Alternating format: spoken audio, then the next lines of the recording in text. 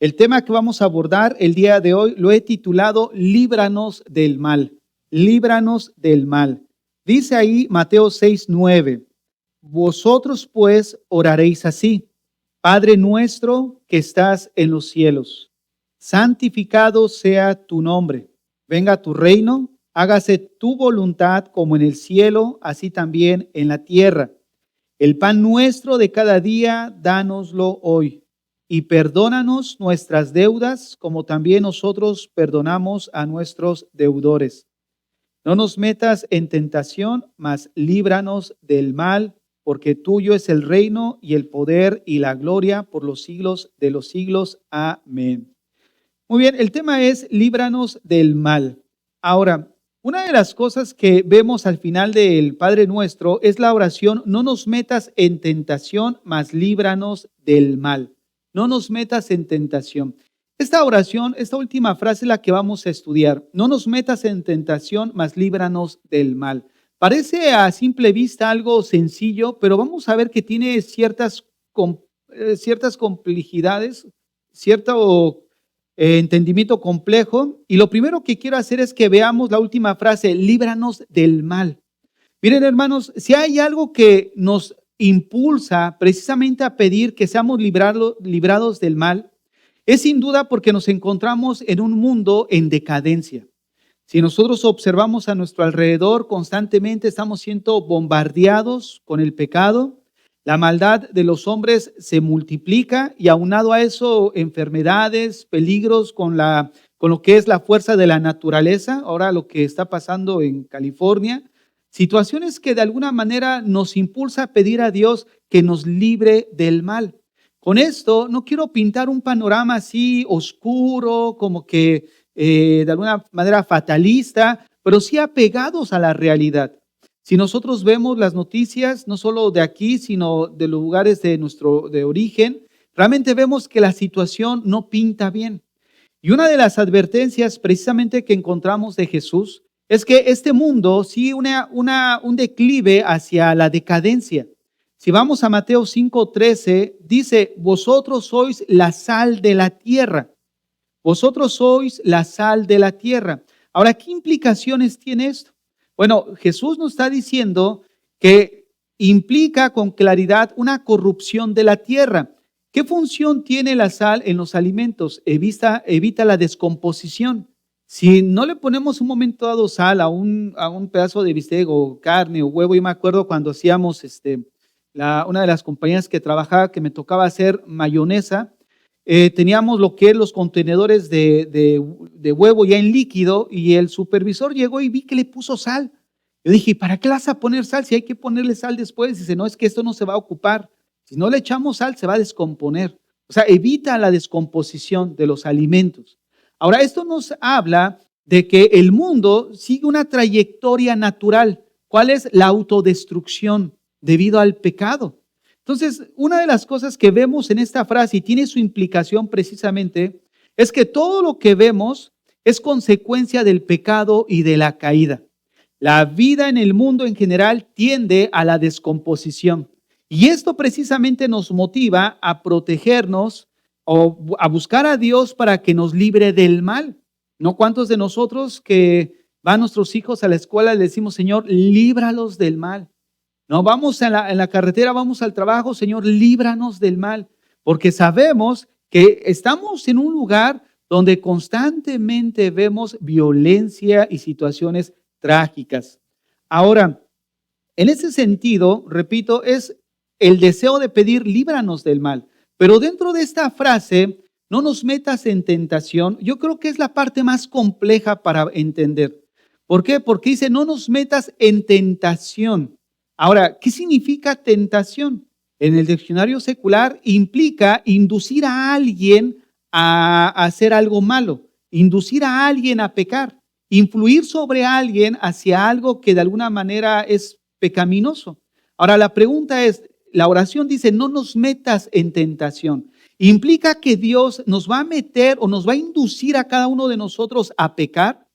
Entendemos obviamente que no. De hecho, en las Escrituras vemos una afirmación que es directa, donde dice que Dios no tienta a nadie. Entonces, ¿qué significa no nos metas en tentación? Vayamos primeramente a Santiago, capítulo 1, verso 13, Santiago 1:13, para ver esto que les menciono. Santiago 1:13, no nos metas en tentación. Dice Santiago 1:13, cuando alguno es tentado, no diga que es tentado de parte de Dios, porque Dios no puede ser tentado por el mal, ni él tienta a nadie. Observen otra vez, cuando alguno es tentado, no diga que es tentado de parte de Dios. ¿Por qué? Porque Dios no es tentado por el mal, ni él tienta a nadie. Entonces, ¿cómo relacionar esta tensión que pudiéramos ver entre la oración del Padre Nuestro que dice que le pidamos a Dios que no nos meta en tentación, porque pudiéramos tener la idea de que es Dios en un momento dado en que pudiera decidir en un momento de tu vida influir sobre ti hacia algo pecaminoso? Pero Santiago dice que no podemos decir que Dios nos tienta porque Él no tienta a nadie. ¿Por qué? Porque Él es santo en su naturaleza.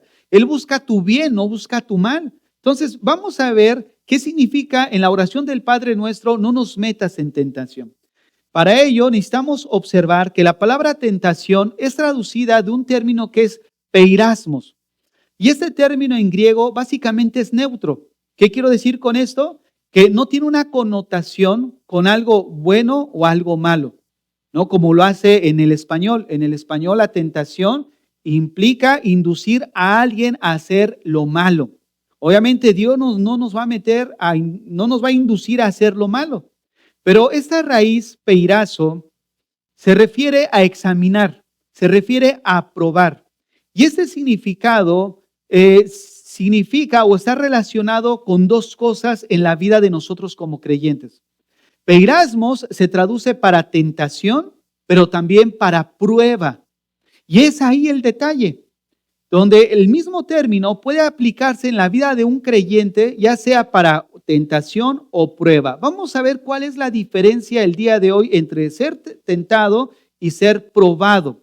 Pero lo que quiero que tengan en mente es de que peirasmos implica ambas cosas, o sea, se refiere para ambas cosas. La diferencia radica en que cada uno de nosotros como cristianos vamos a atravesar circunstancias difíciles. Vamos a atravesar una circunstancia en la que la respuesta que nosotros demos ante la circunstancia va a determinar si fue una tentación o fue una prueba. La respuesta que tú le des. Y es lo que voy a explicar conforme vayamos avanzando. Pero antes de ir ahí, quiero entonces mencionar que esta petición acerca de no nos metas en tentación no lleva la connotación en que Dios va a influir en nosotros hacia lo malo, sino más bien es el deseo de un corazón del creyente que reconoce su debilidad humana y que reconoce esa fragilidad al enfrentarse al peligro, donde buscamos un apoyo directo del único sustentador en medio de situaciones difíciles por las cuales podemos atravesar. Entonces, esta petición va enfocada a la debilidad humana, al enfrentarse al peligro. Todos deseamos evitar el peligro y el problema que obviamente crea el pecado en nuestras vidas. Esta petición es la expresión del alma redimida que desprecia y teme al pecado, pero que quiere escapar de toda posibilidad de caer en él y observa y reconoce su fragilidad. Así como en Romanos 7 que Pablo decía, queriendo hacer lo bueno, hay otra ley entre mis miembros que me lleva a hacer lo que no quiero. O sea, es reconocer nuestra dependencia totalmente de Dios. El hecho de ver cómo en las Escrituras podemos ver ejemplos de hombres de Dios que tuvieron una autoconfianza que los llevó a la destrucción, ¿no? A pasar situaciones adversas, consecuentes al pecado que cometieron, como un David, un Salomón, en este caso en el aspecto sexual, pero hay otros muchos aspectos en los cuales nosotros pudiéramos no considerar como grave, sin embargo, sí afectan la vida del creyente. Por ejemplo, nosotros estamos, obviamente Dios creó en nosotros algo que nos hizo personas que tuviéramos relación entre individuos. O sea, no hizo a Adán y Eva y los aisló del mundo, sino uno de los propósitos de Dios al hacer la humanidad es que conviviéramos. que nosotros tuviéramos relaciones interpersonales, que pudiéramos comunicarnos. Pero dentro de esas relaciones, ¿qué ocurre? Algo que pasa es de que causa fricción. ¿Podrían poner el que baje y suba? Que pega directo y me seca la garganta. Porfa, el aire. No, el aire, sí.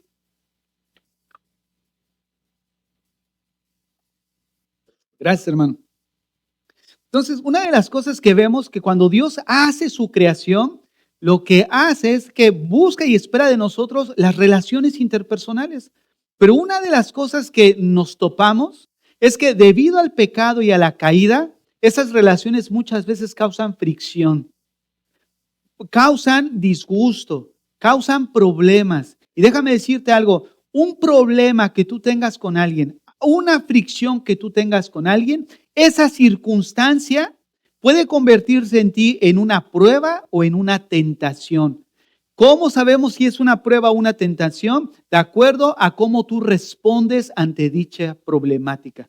Si tú te amargas y dices, no, que aquel, y empiezas a hablar y despoticar y a arruinar su testimonio o X cosa, eso se convirtió en una tentación. ¿Por qué? Porque Dios no te va a inducir a pecar, sino fue una tentación producida de tus propias concupiscencias. Como vamos a ver en Santiago capítulo 1, verso 14. Vayamos ahí, Santiago 1, verso 14. Dice así: sino que cada uno es tentado cuando de su propia concupiscencia es atraído y seducido. Observe nada más, cada uno es tentado cuando de su propia concupiscencia. ¿Qué significa concupiscencia? Significa deseo por lo prohibido. Eso significa concupiscencia. O sea que dentro de nosotros existe, como ahorita mencionaba y citaba Pablo, un deseo hacia lo prohibido. Y Santiago dice que la tentación va a consumir y va a traer pecado cuando de nuestras propias concupiscencias somos atraídos y seducidos. Entonces la concupiscencia, después que ha concebido, da a luz el pecado. Y el pecado, siendo consumado, da a luz que la muerte. Entonces, esa situación que tú estás pasando con alguien específicamente o en el trabajo, ¿en qué se convirtió para ti? Porque respondiste de una manera incorrecta en una tentación. Pero si esa situación con alguien te está ayudando a forjar carácter y en un momento dado respondes de una manera bíblica, como hemos estudiado a lo largo del Sermón del Monte, que dijimos que el Sermón del Monte describe el carácter de nosotros como cristianos y nos enseña cómo debemos de actuar en base a las situaciones y a nuestra nueva naturaleza. Y el Señor nos dice que debemos de tratar a la gente no por lo que hizo ni por lo que es, sino que debemos de tratarlo con amor. ¿Por qué? Porque Jesucristo nos dio el ejemplo. El Señor hace salir su sol sobre malos y buenos. Y a pesar de que hay gente mala en esta humanidad, Dios también les provee del sol, les provee de los beneficios naturales. Y una de las cosas que aprendimos es que Jesús nos enseña a tratar a alguien, no importando lo que haya hecho en contra de ti, ni lo que sea, sino nos lleva ¿a qué? A tratarlos con amor. ¿Por qué? Porque esa es la manifestación del carácter que Dios está formando en nosotros. Entonces, en esa situación difícil por la que estás atravesando, si tú respondes contrario a lo que Dios nos manda, se convirtió en una tentación. Pero si respondes de una manera en la que es una respuesta correcta, en el sentido de que respondemos con madurez, con, ¿sabes qué? Te perdono, y estás ahí como que lo bendigo, lo bendigo, lo bendigo, lo bendigo, Señor, porque ayúdame, ¿no? Por eso dice, no nos metas, ayúdanos. ¿Por qué razón? Porque esta es una petición que va pensando en la debilidad humana, porque humanamente tú lo quieres desaparecer, ¿no es cierto? Humanamente tú quisieras ya mandárselo al Señor, pero es ahí donde, por eso es, Señor, ayúdanos. Va enfocada en reconocer nuestra necesidad y dependencia de Él para poder salir airosos en cualquier situación en la que podemos estar atravesando. Entonces, esta petición es una petición hecha al ver honestamente el poder del pecado y nuestra propia debilidad, nuestra tendencia pecaminosa que nos estremece al peligro de la tentación o incluso de la prueba, donde vemos que muchas veces sabemos que como decimos por ahí, somos como cerillos, ¿no? Nada más le echas tantito y te prendes, ¿no? Y sabemos que hay cosas en nuestras vidas con las que necesitamos trabajar más específicamente. Pues es ahí donde decimos, Señor, ayúdanos, porque reconocemos nuestras debilidades, ¿no? Nuestras flaquezas en lo espiritual. Entonces, esta petición, repito, es una súplica para que Dios provea lo que nosotros no tenemos dentro de nuestras capacidades. Reconocer, Señor, si tú no me ayudas a perdonar, Señor, si tú no me ayudas a responder de una manera correcta, Señor, tú sabes que estoy en el trabajo y mi compañero de trabajo, híjoles, como una gotita, ¿no? Está duro y duro y duro. Y ayer veíamos precisamente el ejemplo, ¿no? Que la mujer rencillosa es como una gotera. Y yo les decía, ¿se acuerdan cuando les tocó? Que yo de chico me acordaba que no me gustaba que lloviera, porque llover implicaba poner la cubeta para la gotera, ¿no? Y estabas en medio de la cocina o en medio del salón y estaba la gotera ahí. ¿Por qué? Porque se trasminaba, ¿no? Se pasaba el agua. Y está. Muchas veces tienes un trabajo, en el trabajo, a un compañero que está. Y tú además estás así como mirándolo de reojo, ¿no? Y Señor, ayúdame. Pues es ahí donde nosotros reconocemos, Señor, ayúdanos en nuestra debilidad. Ayúdanos porque si yo recuerdo que una pastora, la esposa de un pastor, él es muy reconocido en Estados Unidos, bueno, y a nivel de Latinoamérica, porque él nació, bueno, él se creció en Nueva York. Y él, de alguna forma, pues era de las bandas, ¿no? De ese entonces, porque es de los 80, o sea, cuando andaba ahí ya en una edad de adolescente, ¿no? Entre las bandas y todo esto. Y su mujer era una prostituta que también se dedicaba a eso de las bandas. Y al final se conocieron, fueron a la iglesia, se convirtieron. Pero no crean que es de las bandas así, like, no, no, esos eran pesados los dos. Y su mujer es puertorriqueña, una chiquita así. Dice que un día llegó una hermana y molesta y que le mete una cachetada. Y él lo platica en una predicación. Y dice, ¿saben qué, hermanos?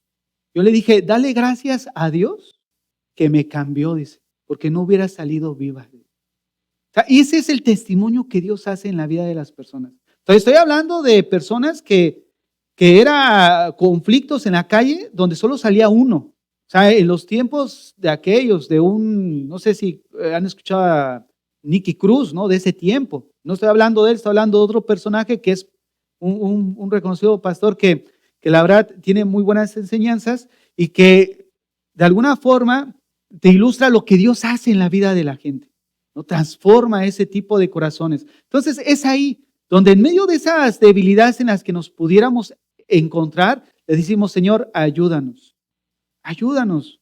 Entonces, aunque Dios no nos va a tentar para que pequemos, Él traerá cosas a nuestra vida que de alguna manera van a ayudarnos para bien.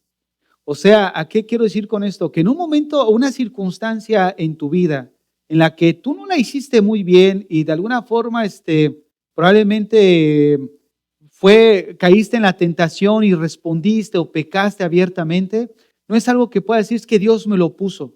No, la Biblia dice que Él no va a inducirte a pecar.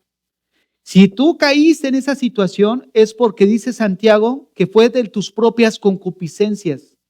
Pero en esa circunstancia donde a lo mejor saliste airoso, te despiden del trabajo y en vez de atacar la reputación del jefe, tú oras por él y dices, Señor, pues estoy en tu voluntad. Entiendo que hay cosas que pasan que están fuera de nuestro alcance, pero tú tienes el control.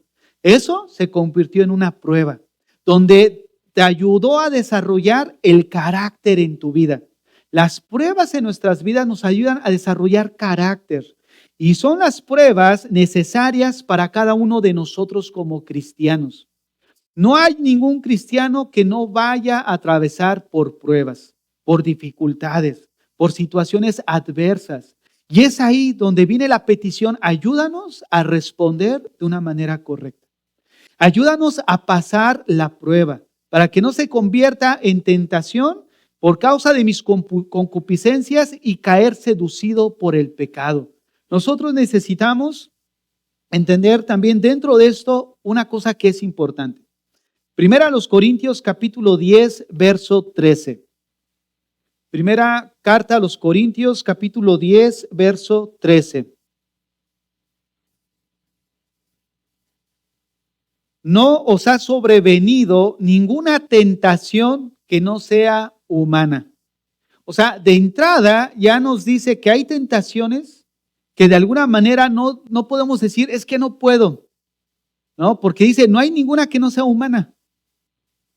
Pero fiel es Dios, que no os dejará ser tentados más de lo que podéis resistir, sino que dará también juntamente con la tentación la salida para que podáis soportar. ¿Qué implica esto? Que a cada tentación que podamos nosotros tener, Dios nos da una puerta de salida.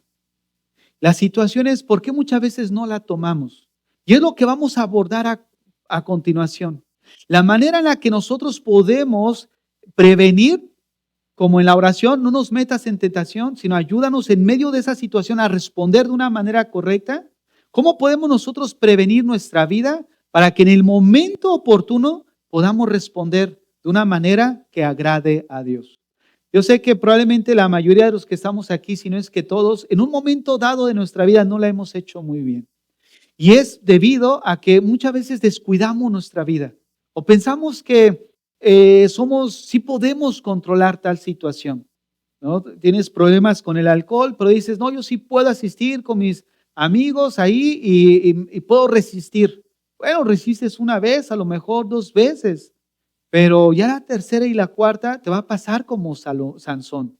¿Qué pasó con Sansón? Él dijo, saldré airoso como las otras veces. La autoconfianza.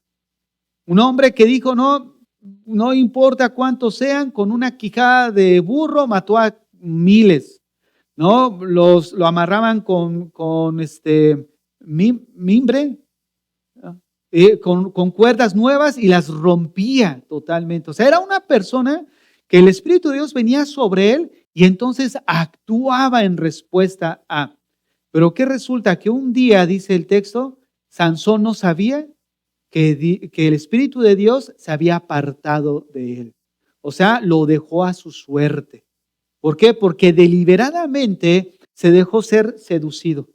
Ahora, el pecado no es algo que muchas veces ocurra de la noche a la mañana o instantáneamente, sino comienza abriéndole un espacio. Porque si nosotros vemos en Santiago, da una metáfora de que se concibe como cuando se concibe un bebé. Un bebé no nace de un día al otro. Hay un proceso de desarrollo en el vientre de la madre donde comienza por 9 meses. Y así actúa muchas veces el pecado del hombre. Se va de alguna manera gestando, lo vamos guardando, lo vamos reteniendo, lo vamos dándole ahí sus apapachaditas y no cortamos con él, de tal manera que termina con nosotros.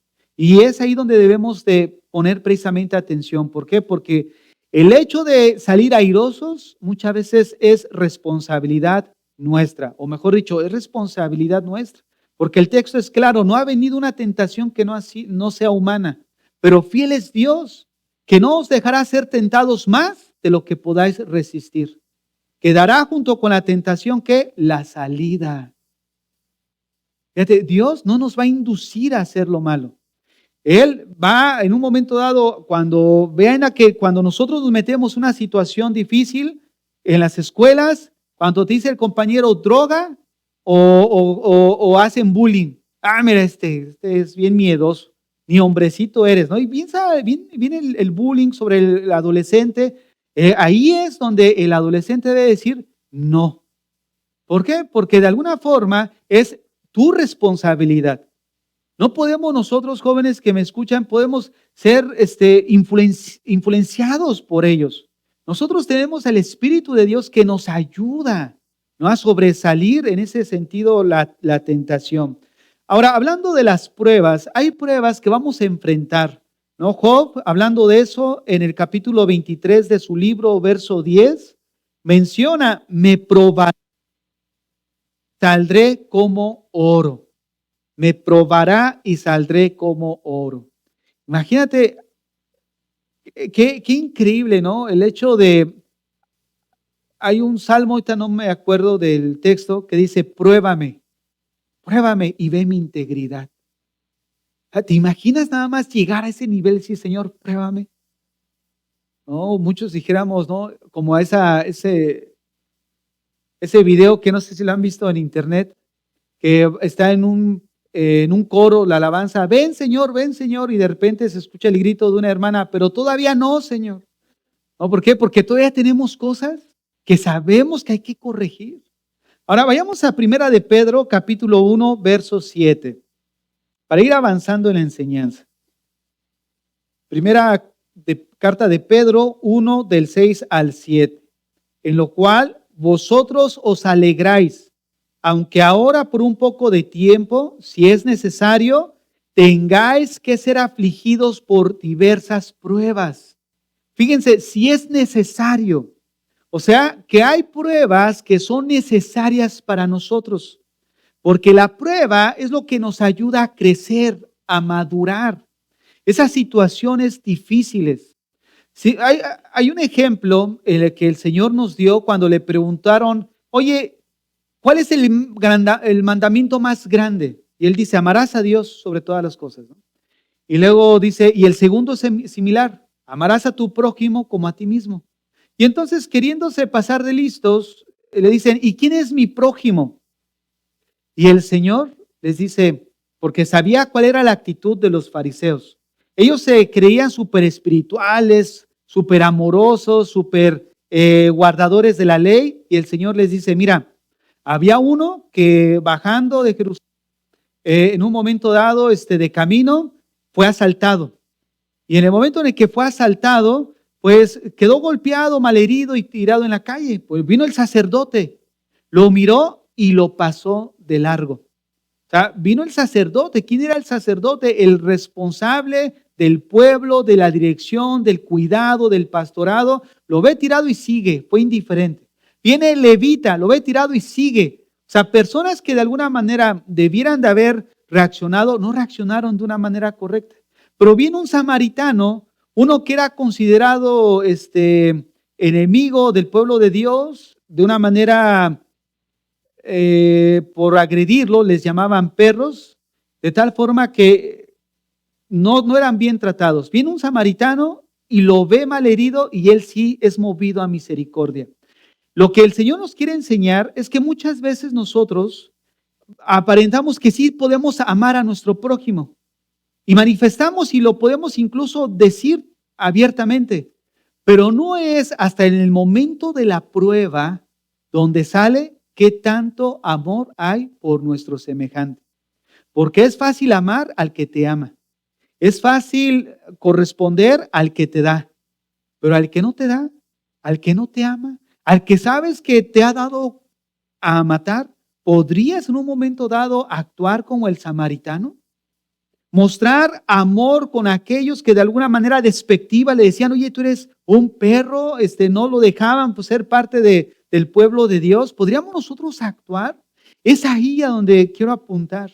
Hay diversas pruebas en las que nosotros pudiéramos decir, sí, somos creyentes, manifestamos el amor de Dios en nuestras vidas, pero no es hasta en la circunstancia adversa en la que podemos ver que realmente no amamos como decimos amar.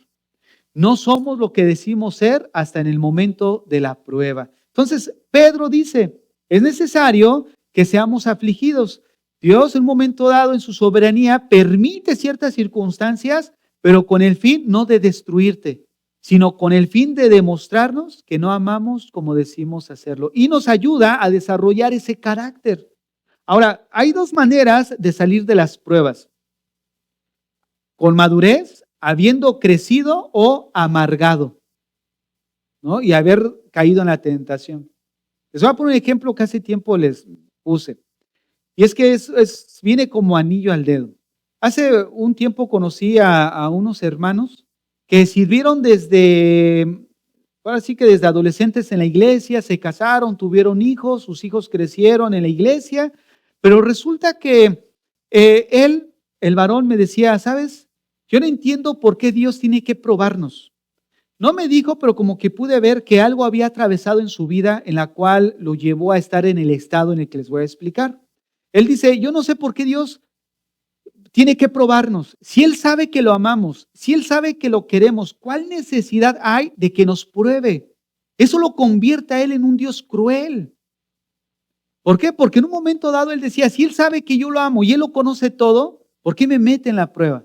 Y le dije, nos mete en la prueba no porque Él no sepa cómo somos, sino para que veamos que nosotros decimos amarlo y en realidad no lo amamos como decimos hacerlo. Porque no es hasta en el momento de la prueba, en el momento donde Dios te quita tu estabilidad, donde sales si realmente lo amas o no lo amas. No es hasta en el momento donde Él sacude un momento tu comodidad, donde observas si realmente lo amamos o no lo amamos. Tú sabes que Dios está más interesado en formar tu carácter que en tu estabilidad. A Dios no le importa tu estabilidad en cierto aspecto, o sea, en el aspecto primario de trabajar en ti. Lo que Él importa en primer lugar es tu carácter. Por eso cuando decimos, es que perdí mi trabajo, a Dios no le importa, sí, a Dios le importa. Pero porque le importas tú, por eso está trabajando en ti ese aspecto en tu vida. Para que aprendas a depender no en lo que tú puedes hacer o en quién puedas recargarte, sino en Dios. En Él necesitamos aprender a depositar nuestra confianza. Por eso Pedro dice, ¿sabes qué? Es necesario que pasemos por diversas pruebas y seamos afligidos. ¿Por qué? Porque la prueba no es cuestión de gozo, trae aflicción, pero produce en nosotros algo que es carácter. Dice el verso 7 de primera carta de Pedro, capítulo 1, para que sometida a prueba vuestra fe, mucho más preciosa que el oro, el cual, aunque perecedero se prueba con fuego, sea hallada en alabanza, gloria y honra cuando sea manifestado Jesucristo.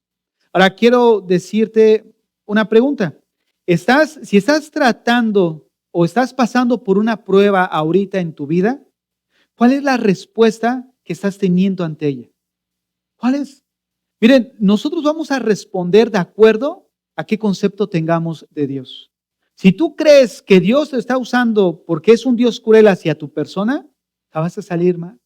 Pero si tú crees que Dios está permitiendo eso en tu vida para crecer y desarrollar en ti fe y carácter, eso te va a ayudar a ver las pruebas como un proceso en el que Dios tiene el control de las cosas.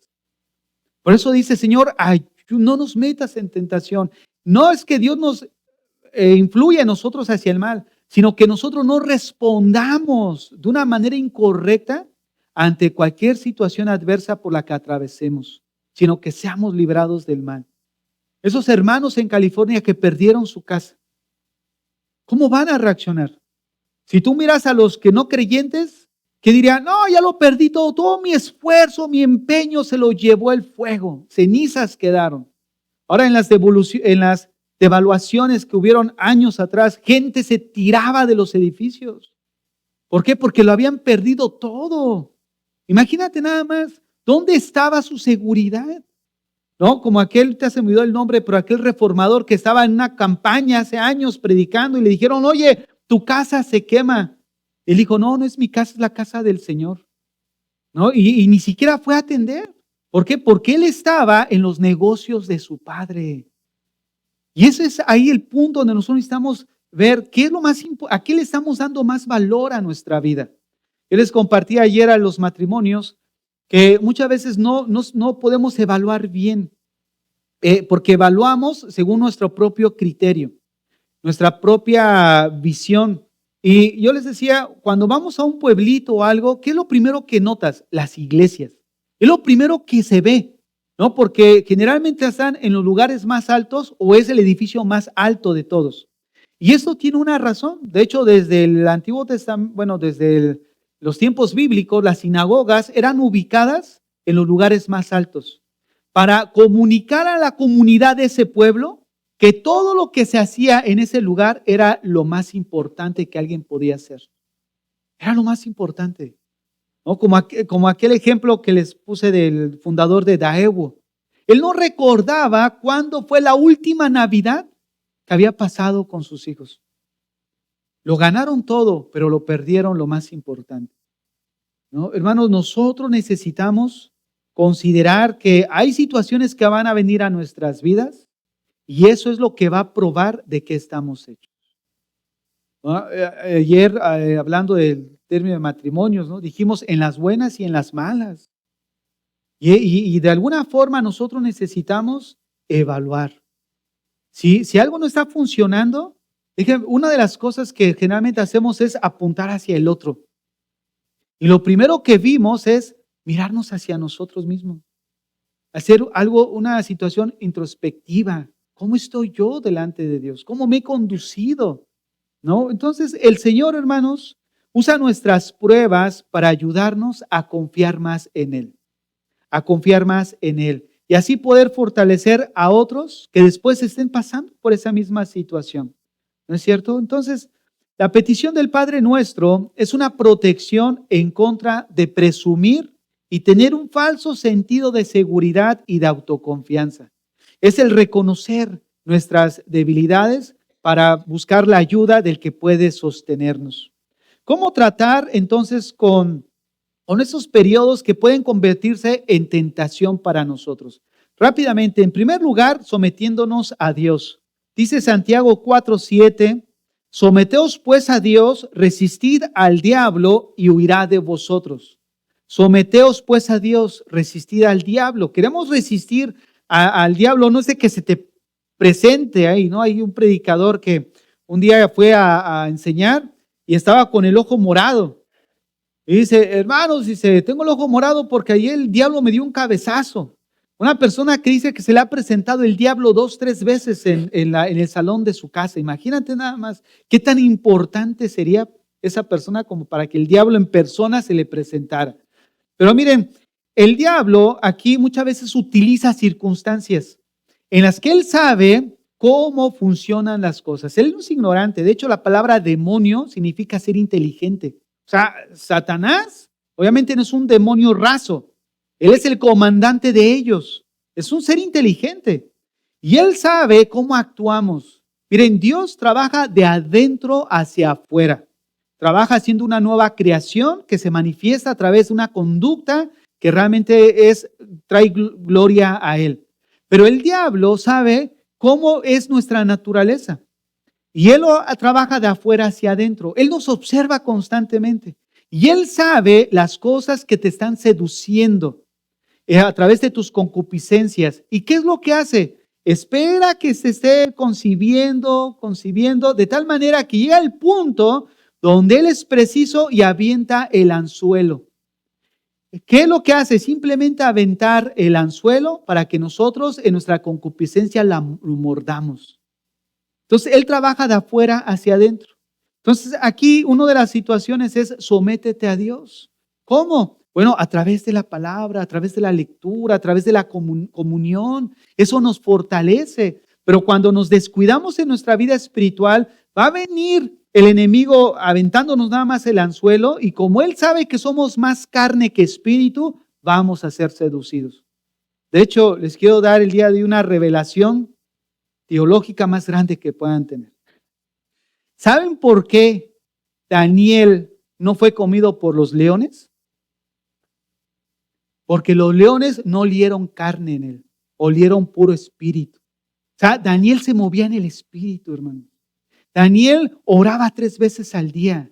No era un carnalote de los cristianos contemporáneos, de los que somos ahora. Él sí estaba en el espíritu. Por eso los leones, la alegoría es, los leones no se lo comieron porque no olía carne, olía espíritu. De tanto era su comunión con el Señor. Y eso nos ayuda a ver que nosotros al someternos al Señor, obviamente cuando venga el enemigo con sus tentaciones y el gancho para pecar, vamos a poder mantenernos firmes. Vamos a poder responder de una manera correcta. El problema es cuando nos descuidamos. Como Salmo 119:11 dice, en mi corazón he guardado tus dichos para no pecar contra ti. En mi corazón he guardado tus dichos, tu palabra. O sea, la palabra de Dios nos instruye, nos direcciona. ¿Con qué finalidad? Ser aprobados por Dios. Número 2, necesitamos mortificar nuestra carne, mortificar el pecado. Colosenses 3:5. Haced morir pues lo terrenal en vosotros, fornicación, impureza, pasiones desordenadas, malos deseos y avaricia, que es idolatría. Pero vean, haced morir nosotros. Es nuestra responsabilidad poder nosotros tener esa capacidad en lo espiritual para poder responder de una manera correcta a las cosas adversas. Segunda carta a Timoteo 2:22.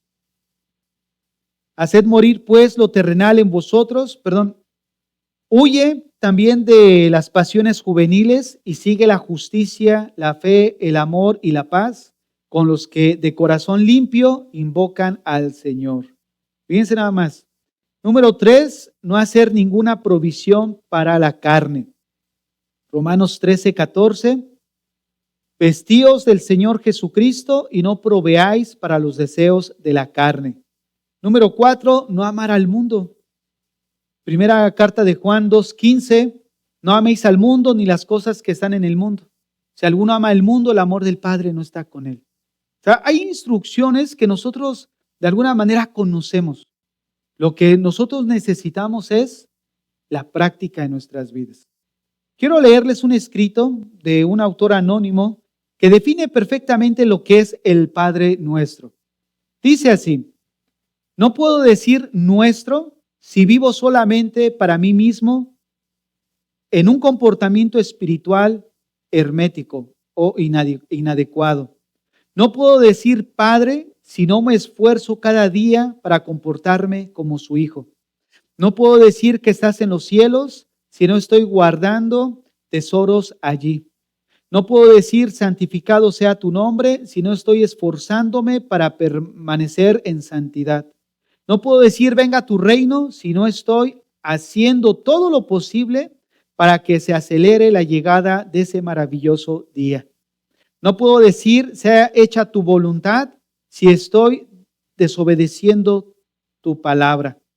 No puedo decir como en el cielo así también en la tierra si no le voy a servir ahora mismo. No puedo decir el pan nuestro de cada día, dánoslo hoy, si soy deshonesto o compro cosas en forma ilícita. No puedo decir perdónanos nuestras deudas si guardo rencor contra alguien. No puedo decir no me metas en tentación si me pongo a propósito a su paso. No puedo decir líbranos del mal si no me pongo toda la armadura de Dios.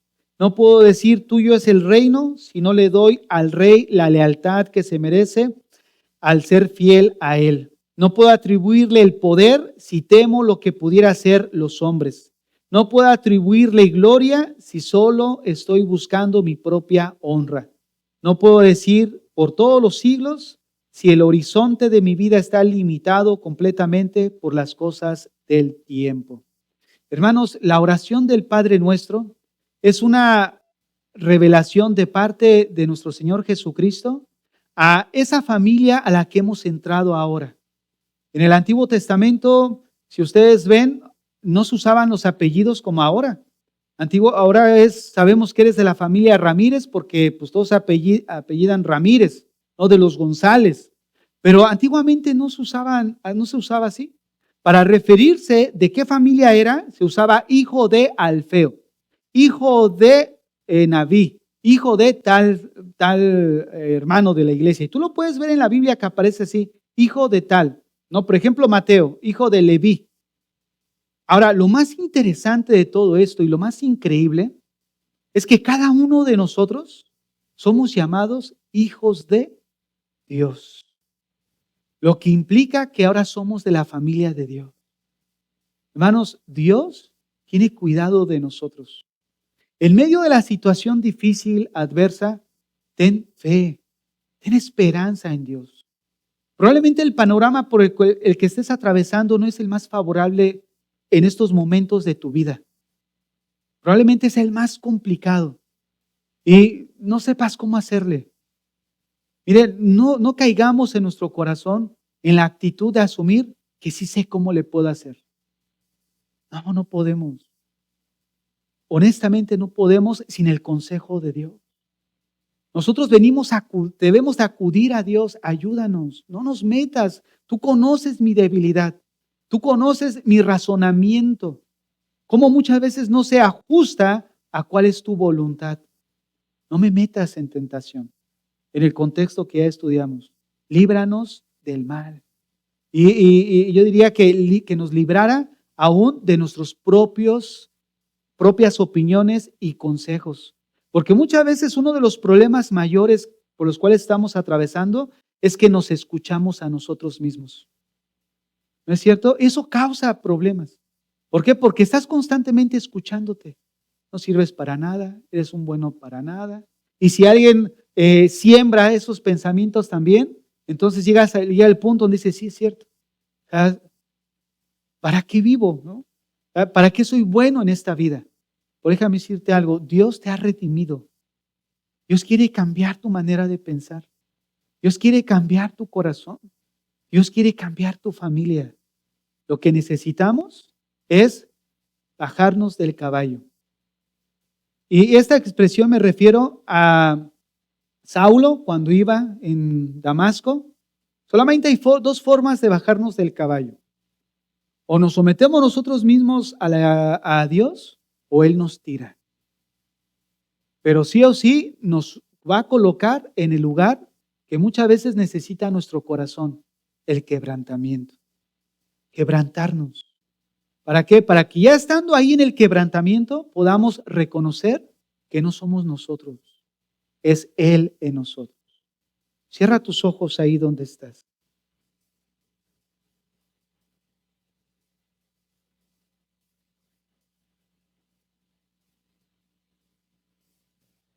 Así con tus ojos cerrados,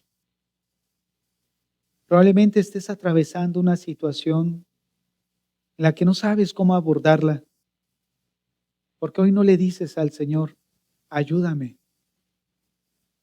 Señor, reconozco que muchas veces enojado o en mi orgullo, me podría aferrar, Señor, a mis propios consejos, pero hoy quiero dejar todo eso a un lado de mi corazón. Quiero abrir mi corazón delante de ti, siendo honesto, y no porque tú desconozcas lo que hay en mí, sino yo quiero reconocer lo que muchas veces no quiero hacerlo, que te necesito. Señor, te necesito en mi vida. En momentos difíciles de prueba o de tentación, te necesito. No puedo, Señor. No puedo por mí mismo. En mi sabiduría, en mi consejo, en mi propia prudencia voy a caer, Señor. Y en esta mañana reconozco mi necesidad de ti. Si tú no intervienes en mi vida, oh Dios, si tú no haces una obra sobrenatural de cambiar mi corazón, Señor, ayúdame. Reconozco mi necesidad de ti. Me arrepiento de toda obstinación que pueda haber en mi corazón. Señor, cambia mi manera de pensar. Probablemente no entienda la situación. Ayúdame a entenderla, Señor. Ayúdame a mirar lo que yo no puedo ver porque estoy envuelto en mi emoción, estoy envuelto en mi egoísmo. Ayúdame a ver esos ángulos que yo no puedo ver por mí mismo. Señor, ponemos en tus manos nuestras vidas. Te rogamos que en un momento adverso podamos responder de una manera correcta. Que sea una manera de responder que traiga gloria a tu nombre, que traiga honra a tu nombre, que traiga aprobación a tu nombre, Señor. Que seamos aprobados por ti en la respuesta que demos ante las circunstancias de la vida. Y reconocemos que no podemos sin tu gracia, Señor, sin tu ayuda, sin tu asistencia. Es por eso, Padre, que queremos hacerte partícipes en este momento por esta prueba por la que estoy atravesando, por esta tentación por la que estoy atravesando. Yo sé que me voy a equivocar si tú no intervienes. Yo sé que lo voy a hacer mal si tú no obras. Ayúdame, Señor. Ayúdame. Aún en mi propia voluntad, ayúdame, Señor. Ayúdame. Te entrego mi vida, te entrego mi corazón, te entrego esta situación que me ha rebasado. Te la entrego, Señor. Te entrego mi vida, Padre, y ayúdanos. No nos metas en tentación, mas líbranos del mal. En Cristo Jesús. Amén y amén.